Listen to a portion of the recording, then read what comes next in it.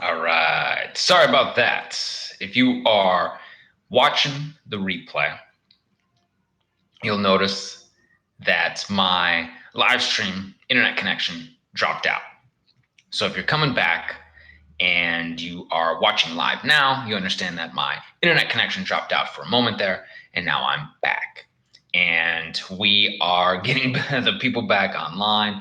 Hey, Brandon, Nikki. Okay, everybody is coming back online. I really appreciate you. Apologies again. The internet connection got unstable. Someone else jumped on streaming quickly and couldn't quite handle. We've got professional grade internet here, but it seems as if live streaming takes a significant amount of power and bandwidth. So we do have some great internet, but I'm going to do some live calls with you guys. I'm going to put the number up. You can give me a ring. We'll just talk. We'll chit chat. Spend my lunch break with you. I know it's in the middle of the day here. I figure I hope I don't have no lettuce, no salad in here. But we'll take some calls. And if you have any questions, you can call me. Are we live now? Yes, we are live, Mario. What's up? Big Gus, what's up, bro? How you doing? Excellent. Sorry to break the flow of the concentration there, but we went over some great stuff, right? Some phenomenal stuff. Bankruptcy, Service Member Relief Act. We've got dismissed BK, Pacer System, guys. Again, Pacer System, where I left off. I'll give you guys this. Oh, that's right.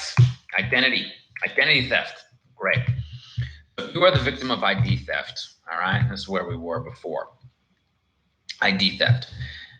Identitytheft.gov, you get the FTC affidavit, okay? If you are the true blue victim of ID theft, somebody has stolen your ID, you can send in that affidavit notarized with the stuff that someone else took out in your name or was duplicating accounts or utilizing in your name, this ID theft stuff, and get a police report. You go down to your local police station or sheriff's office and you let them know. You say, hey, these were the items that someone else utilized, okay? Utilized or opened up in my name. I need to file a police report because I'm the victim of ID theft. And if you wonder what I'm leaning into my little microphone. So I hope you can hear me okay. The sound okay? So when you do that, they have to take everything off within 30 days. If they do not, that is a clear-cut violation. You take them to court, they're done. And you can get money out of that. That's a big, heavy-duty federal deal. That's not just small claims. You can take them to small claims. That's probably the quickest way to do it, but you can get stuff removed that way. All right. I think we're getting called here. So let's see what we got. I'm going to do a live call for y'all guys. All right. I know you're patiently waiting, so let's see what we got. All right. All right. Good afternoon. This is Brandon Weaver. I'll do my best to help you and assist you in your credit repair needs. How may I help you? My name is Wilma, and I want to ask you a question about. I have a repossession on my report. Yes. You have a repossession on your report, and you want to get that deleted. Is that what you're saying? It's been on there for 3 years. Okay. Excellent. Yes. Okay. Good. So you can start with a round one dispute letter. Okay. You could send them this letter. You can straight up dispute it, and you can see what they quote unquote come back with. Okay. But we have repossession deficiency dispute letters. We have repossession letter. Now, the reason we talk about the deficiency letter or deficiency is what they'll try to do is they'll try to claim that you owe a certain amount remaining on the quote unquote loan that you supposedly have or didn't have with them, right? So are they saying that you still owe a certain amount? Yeah, they saying that I owe how much? $16,000. Okay, cool, not a problem. And this happens to people all the time. This is why we have a special letter for repossession. Under the laws of your state, okay, and there's a specific UCC code and this good stuff. But under your state, it is required that you get written notification properly and timely, usually within 30 days of them selling the vehicle, okay, at auction typically or wherever. They have to give you a certified letter showing you and they have to give you a certified letter allowing you to redeem it, to go and purchase it yourself prior to or during the auction. Okay, so if those notices weren't given to you, okay, if they weren't given to you in the proper amount of time, they aren't necessarily allowed to, under the law, give you this deficiency notice, allow you to say, okay, cool, you owe this certain amount of money, like you were saying, okay, without them saying, okay, you can purchase it back, and this is what it was, this is what it claimed that it was, that we sold it for, and how much you owe, and getting it back in 30 days, certified letter, then they have failed to do so, and in so, they are not able to put that on your credit report, okay? So it says, in addition, if you are failure to file or comply with this request, I reserve the right to seek damages against all parties, state and federally. Okay, so that's a specific letter that we have on top of being able to dispute it right out with the bureaus. Okay, so they're going to have to provide you extra documentation, just like the medical side of it, where you have to get like those HIPAA releases and all that stuff. With repossessions, they've got to give you these special notices, the repossession notice that you can reclaim it, okay, you can purchase it, and a notice saying that, okay, this is what we sold it for, this is how we calculated how much you owe, and this is what it is. Send it to you certified with return receipt, and you have to sign for it. All right. So did any of that stuff, did you get any of that stuff? I did receive a letter stating that they were going to sell it, right, and the amount that they were going to sell it. And after that, I just lost all interest, and I just, just didn't even want to deal with it. Fantastic. So the collector has to have that stuff on file. Whoever's trying to collect on that and on that deficiency has to have that for you. That's why now when you lost all that, you're like, well, I don't want to deal with it.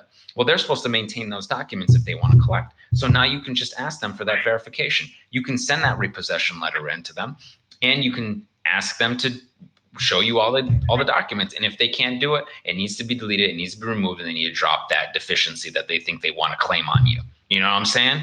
That's their legal grounds to have that contract, a quote unquote contract, to have to be able to get their money from you. But they have not provided that kind of stuff. So that is the avenue you want to go down. And if you really have to escalate it, then it's court time. But for the most time, you can get those things off. We see repossessions come up, especially from you're just 3 years old at this point. So the chances of them having such documentation maintained that well may be pretty slim. So, all right.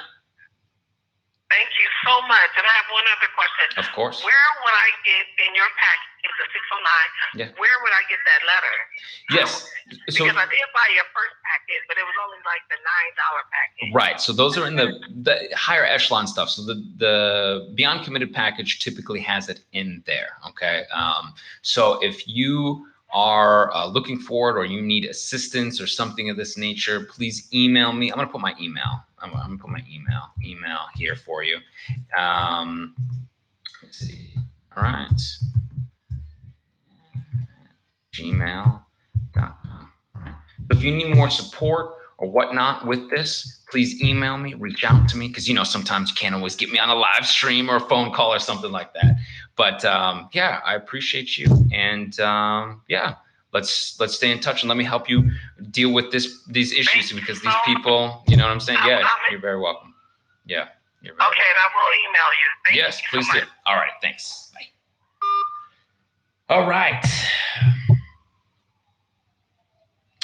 So KG asked, and this is a great question. He wants to send one letter to the credit bureaus disputing student loans, trade lines, inquiries, address, jobs, all sorts of different things. Do I have to send them separately?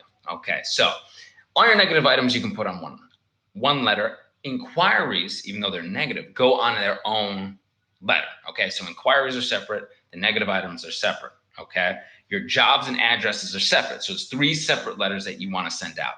You want to send them about 2 weeks apart. Start with the address update and inquiry first, because they don't necessarily appear as true blue disputes. They think of the next stuff that you send out 2 weeks later, the 609 letters, to be true blue disputes. Okay. If you send in the dispute letters first, then send in new information into them, they might play a game and say, well, now we got an extra 15 days. Okay, now we're not gonna get back to you for 45 days. So that's the process. That's why you're here. That's why you hit the subscribe button if you're watching the replay. All right. So I appreciate you. But yes, different letters. Brandon, how long after bankruptcy has been discharged can I remove from the credit report? Fantastic. Great question. 6 months from Chapter 7, 6 months. Why 6 months? It takes a full 6 months to completely discharge on Chapter 7. Chapter 7s, you go in front of the trustee, then they say, okay, cool, creditors come if they want to try and get blood from a stone or whatever, trying to get money, whatever, they can't. But what happens is there is a 6 month period where if, let's say, you hit the lottery or for some reason you stashed money somewhere and they didn't know about it, and you get it out or something, some wildness happens and people try and pull the wool over somebody's eyes, like a trustee's eye or something like that. 6 months, they're kind of watching to make sure, okay, yeah, this person doesn't hit a bunch of money and now they can pay their people back, okay? They had 6 months. After that period, you get the full discharge letter, you're done, and that's when you can start the process to go ahead and dispute that stuff. Chapter 13, you can start the process pretty much immediately. The problem with the 13, though, is you're going to go through this repayment program to take care of these debts. So yes, things can be removed from your credit report, but you may still have to handle that. That is a legal issue that you would have to talk to your lawyer who helps you file the bankruptcy, right? But for the credit repair side, 6 months, 6 months, 6 months, you're good to go, all right?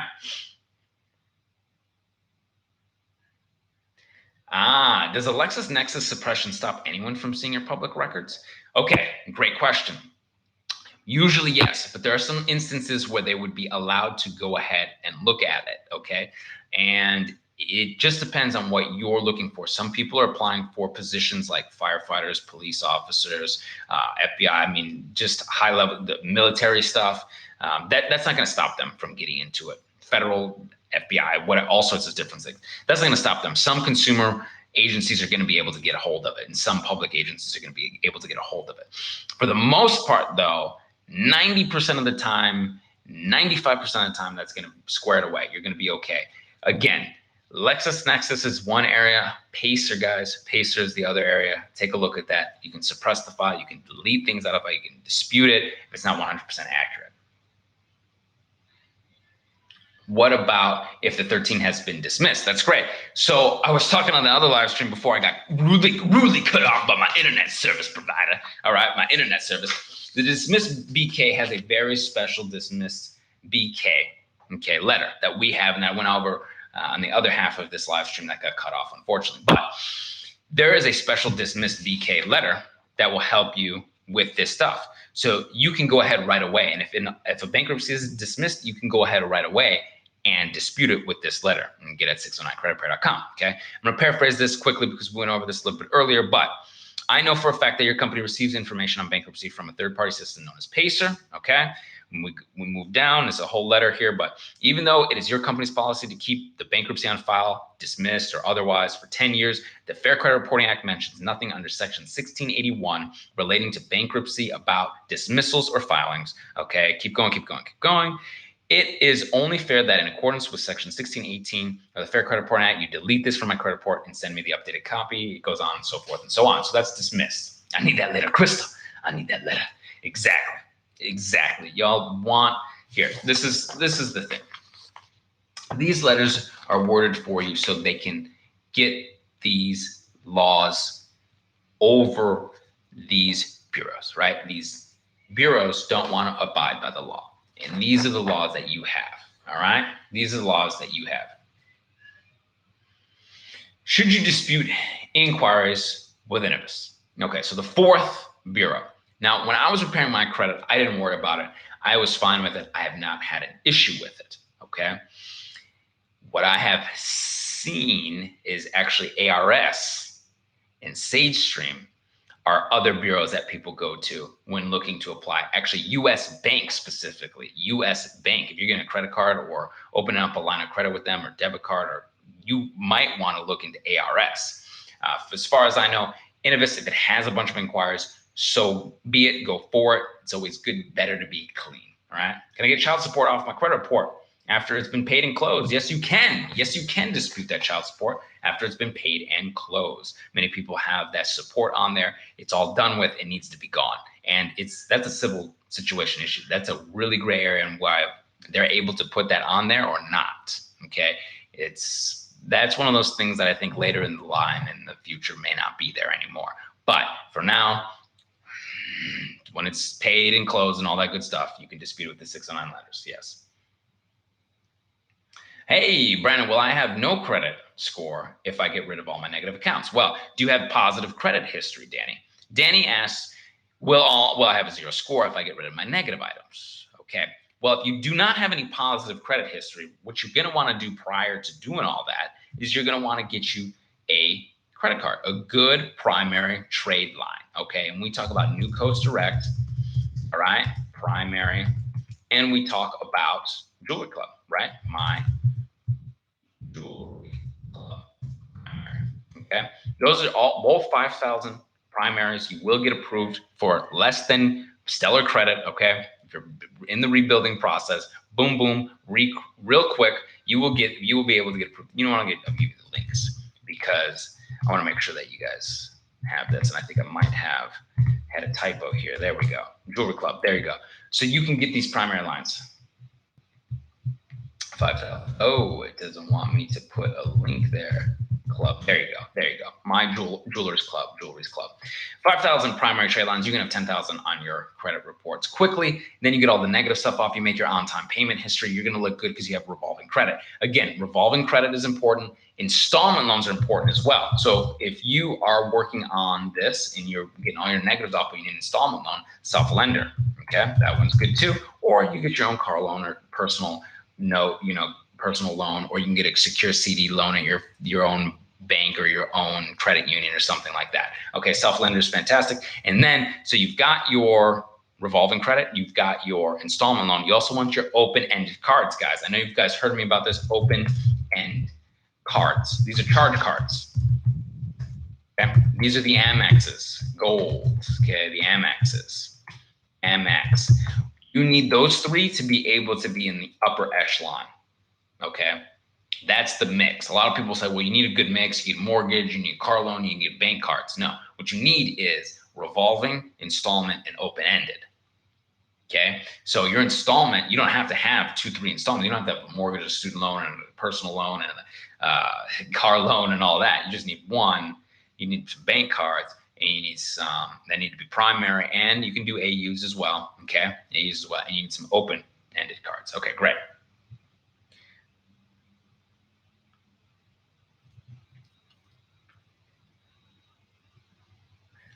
Is it correct that a BK has to be removed before you apply for those primary lines? No. So the primary lines that I put out there that will give you 5,000, almost no questions asked. They want you to make a purchase on their site, and New Coast might have a fee annually, so you want to double check.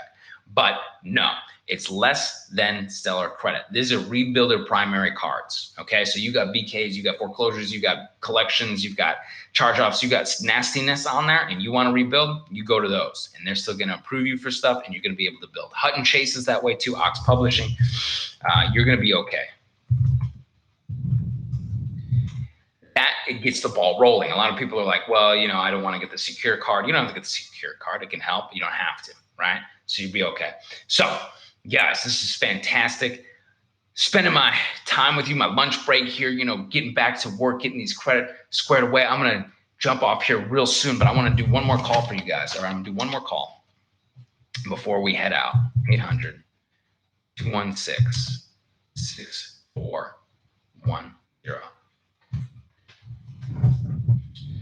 We'll do one more call.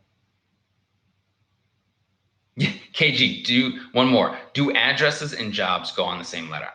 Yes. Yes, you can do that. So you could do names, addresses, employment, numbers. So that's a personal profile update letter. That's what you can do. So KG, yes, personal profile update letters can go all together, inquiries all together, and negatives all together at 609creditrepair.com, or we can do it for you at theawesomelifegroup.com. If you're watching the replay, make sure to hit the bell for notifications so you can get live calls. 0. All right. Thank you so much for calling in. This is Brandon Weaver. I'll do my best to help you with your credit repair needs here for free. How can I help you? Hello, this is Crystal Thomason. Hey, how are you doing? I figured it was easier to call. Yes, sure. Okay, so listen, this is my question. I have sent off my dispute letters and the collection validation letters, but it is still this stuff back from like the emergency rooms, and I'm not sure if this jargon on this paperwork is giving me saying that you can give my information away. Because it tells why I went into the hospital and all that stuff, but doesn't that violate my rights that they know that? Yes. So a collector is not supposed to have that. Yeah, it has all that information. So I didn't know what to do next because I don't want to, I don't want to make anybody mad and show up at my house or something. Yeah. No, you're okay. You'll be all right. So the next. So what do I do next? Yes. So the next move for that is a credit bureau HIPAA letter. Okay. So you have this information. Okay. Supporting documentation here. You don't have the HIPAA release. This is why you're confused. This is why people get confused because it's not clear. It should be very clear. Ma'am, this is your HIPAA release that allows a third-party collector to have this information and give it to you, right? All the stuff that we talk about here. Yeah, that letter that. Yeah. Yes, it doesn't say that for sure. Exactly. It doesn't say that. And that's all they have to do right in the beginning. Hey, here's a little letter. You got your HIPAA release. This is it. This is why. No, they put up all those smokes. Where you were talking about they get in your head. Like they've gotten in my head making me think that I'm like, wait, did I do something? So I just needed to make sure that I was doing the right thing next because, Okay, so that's already in that. I think I've already got that letter. Excellent. So. Yes, that's in your Beyond Committed package. That's fantastic. So you send that in there. Oh, yeah. Go ahead. Apologies. Go ahead. Okay. All right. Thank you so much. All right. Well, thank you. I appreciate you.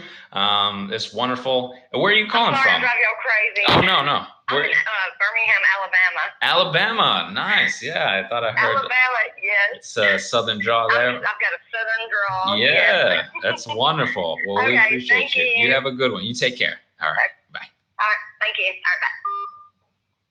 Bye. Guys, this is what's so interesting about these situations. Okay. All they have to do, all the laws that we know, right? We know at the subscribe tribe. If you're watching the replay, hit the button for notifications. Okay. But we know that you have these laws. All they have to do is abide by the laws and say, this is a HIPAA release form that allows a third party to collect on our behalf. But they don't do that.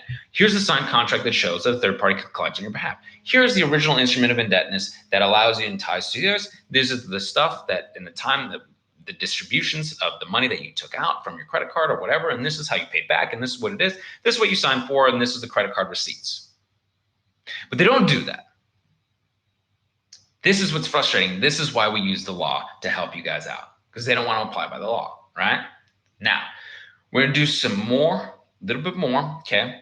I'm going to have to get back to a few other customers and clients and repair and get back to doing some more credit repair. I love hanging out with you guys on the live, but as you know, we did some live stream earlier already. I'm sorry that the internet wonked out on us there. I'm going to make sure to get a better, stable internet connection.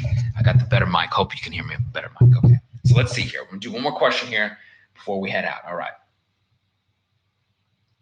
Brandon, is it 15 days or 30 days for the CRAs to respond to the method of verification letter? Okay. So technically it's 30 days from when they get the letters. What you might be thinking about is 15 days later for a round 2 collection validation letter. You can give a collector 15 days when you send the next letter to a collector. That you can do.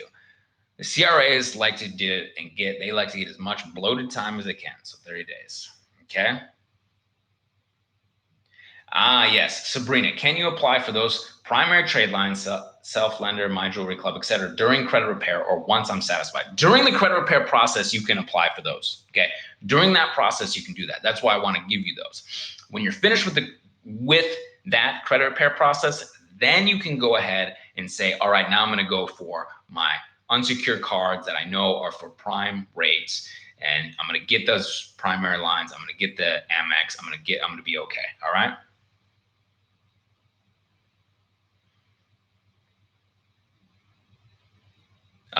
So I asked for validation for the CA, collection agency, and they keep asking me to send my ID. Is this another stall trick? Okay, so with the collection validation letter, you can send in ID verification, utility bill, and ID. Yes. So we have done that at theawesomelifegroup.com. We have done that on behalf of clients. Sometimes you do not have to do it. Okay. It's wild. These collectors will try to say whatever they want to do whatever they want. So if you feel comfortable with it, you can do it. All right, guys. And you can do this, or if you want us to do it, is it a good idea to send pay stub as proof of bureaus? The finishing payment off a charge-off account has garnished my paycheck. So it's all paid off and you can prove that it's all paid off and it's not reporting as paid off and it's inaccurate, that can be a decent idea to show that they have inaccurate information. The reason you want to do that is because if they do not update it to what it's supposed to say, that is a real quick violation, right? You built your case, you said, well, I provided proof, and now I'm just going to go to the court. And when you do something like that, or they come back and don't update properly, you can ask for things to be immediately deleted. Okay. And you can do this with this. I want this immediately deleted. This is inaccurate. And I have proof that it's inaccurate. All right. So that's the absolute best thing that you can do for yourself. All right. All right. We'll do this last one. Raven. Okay. Brandon, do you have a letter that disputes the CRAs, remove an account through one collection company, but it reposted to another through a collection agency? Yes, it's called a reinsertion letter, 5-day reinsertion letter, okay? And it's very clear. We talked about it, I believe, in my last live stream, but let me just pull this up for you so you understand what the 5-day reinsertion letter is, okay? So you understand that you do have rights when they think they can do whatever the heck they want to do, sell it off or put it somewhere else. You know it's the same account. The credit bureau has to have, it's very, very specific, okay? They have to have certification of accuracy of information. If any information is deleted from a consumer's file pursuant to subparagraph A, section 611, 15 USC, 1681. We talk about that a lot. It's 1681, it gets more and more specific with the different sections like 609, 611, that kind of stuff, okay? The information may not be reinserted in the file by the consumer reporting agency unless the person who furnishes the information certifies the information is complete and accurate. It goes on and so forth and so on.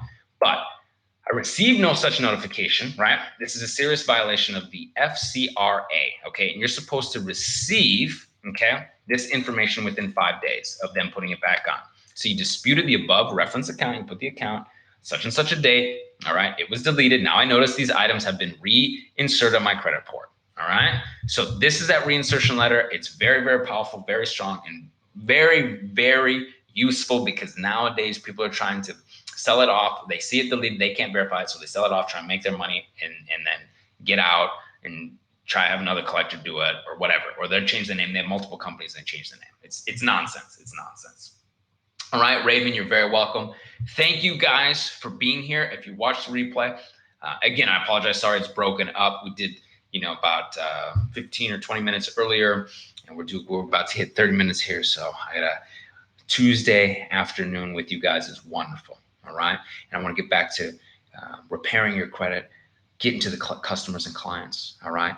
We're going to do some more stuff. We like to hit up live streams during the week and on the weekend. I try to do a little bit longer on the weekend, right? So when we all have a little bit more time, I do a little bit longer on the weekends. So hit that subscribe button, hit the bell for notifications so you know when I'm going live, all right? Because I try and mix it in here when I'm doing other duties as well, helping people repair their credit, all right? Trying to get in there when I can.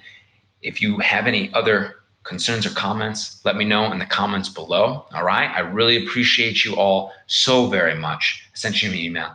Yes. Send me some emails. Here's my email address. Okay. teambeweave@gmail.com. You all have my email address. I appreciate you greatly. And until I see you in person, I will see you on the other side. Take care.